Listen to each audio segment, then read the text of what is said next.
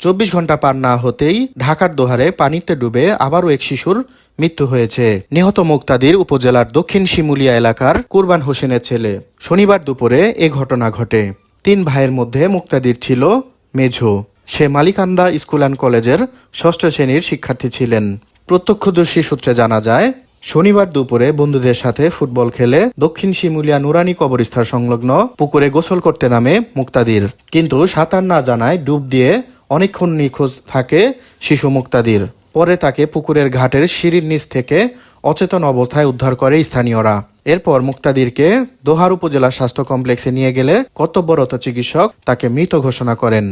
আমরা প্রথমে ফুটবল খেলে আপনার কেদা কোদাতে সবাই মাখায় গেছে। তো 2টার দিকে সবাই আড়াই দেওয়া লাগছিল।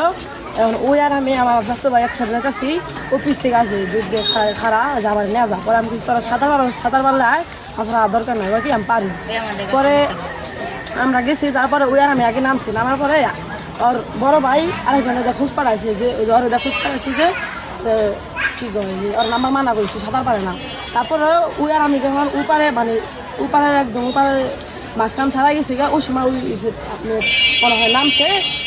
তারপর পাই না। পরে ওই আর আমি কি নিজে কোথা কোয়ার পরে নিজেরা দেখি ওরা পায় না। পরে সবাই ডাক দিলাম। পরে আমার মনে বেলা ছিল যে দিকটা ইয়া ছিল, আবার এই সাইডে এক বড় ভাই ডুব দেয়, তারপরে ওরা পাইছি। আজকে আবার যে এখানে খেলাধুলা করছি আমরা, তো সবারই আর কি কেদা ছিল শরীরে। আমরা আবার যাওয়ার সময় ওরা আগে গেছে গা, তো আমরা দাঁড়াইছি আর এই যে ওরা আসছিল ওরা আগে গেছে। তো আমার বলে কি ভাই মেজু তো তোমার সাথে, আমি কিনা মেজু তো সাথে আসলো। পরে তো ভাই মেজুর তো পাই না, মেজু কই গেছে। তো আর আমি দেখছিলাম হেনে লাভ দিছে আর উঠে নাই। পরে ওই কথা শুনে একজন আবার ওর বাসায় পাঠাইছে যে আবার আয়সা বললো নি, আয়সা বলে না যায় নাই। আমরা যখন শুনছি সেটা লাভ দিছে, আমি আবার তাড়াতাড়ি ডুব দিছি। ডুব দিয়ে আমি ভাবলাম কি সাঁতার যেতে পারে না, আবার নিচে ঢুকে গেল নি। হাত দেওয়ার সাথে সাথে ওর পা আমার হাতে আসছে। পরে আমি আবার তাড়াতাড়ি উঠাইছি, উঠায় ওরে নিয়ে বুকে আর যাতা দিছি, দিয়ে মুখ দিয়ে সেভিমের বাইরে গেছি। পরে এক বড় ভাই আসছিল ওই জায়গায়, বড় বাইরে দিয়ে ওরে আর কি হাসপাতালে পাঠাই দিছি। পরে আমরাও আসলাম, সবাই আসলাম। আসার পরে ডাক্তাররা বললো কি ওর মানে আর কিছুক্ষণ আগে আসলে ওর বাঁচানো সম্ভব হতো। আর কি দুমে একেবারে ছুটে হয়ে গেছিল গা। আমরা 2টার সময় গেছি, ওই আবার 2টার সময় আইসে। আইসা বলে যে আমার নিয়ে যা।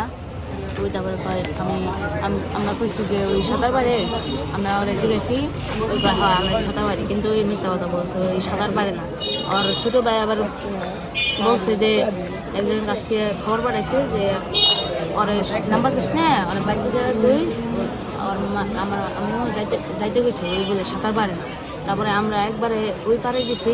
ওই পারে যাওয়ার পরে ওই দেখি যে লাভ দিছি, এই সাইডে লাভ দিছে। আমরা কই যে লাভ দেশকে তুই বলে সাঁতার পারিস না, কিছু হইব না। পরে আমরা ওই পারে গেছি। তারপরে দিয়ে ওরা আর 3 মিনিট পরে আর খোঁজা পাই না পাওয়ার পরে তারপরে আমরা অনেক খোঁজার পরে এক বড় ভাইরা ডাক দিলাম, ডাক দিয়ে তারপরে উঠে তারপরে হইলো ওরে মুখে চাপা দিয়ে আর নাক দিয়ে সাদা কালার ফেনা বাড়িতে।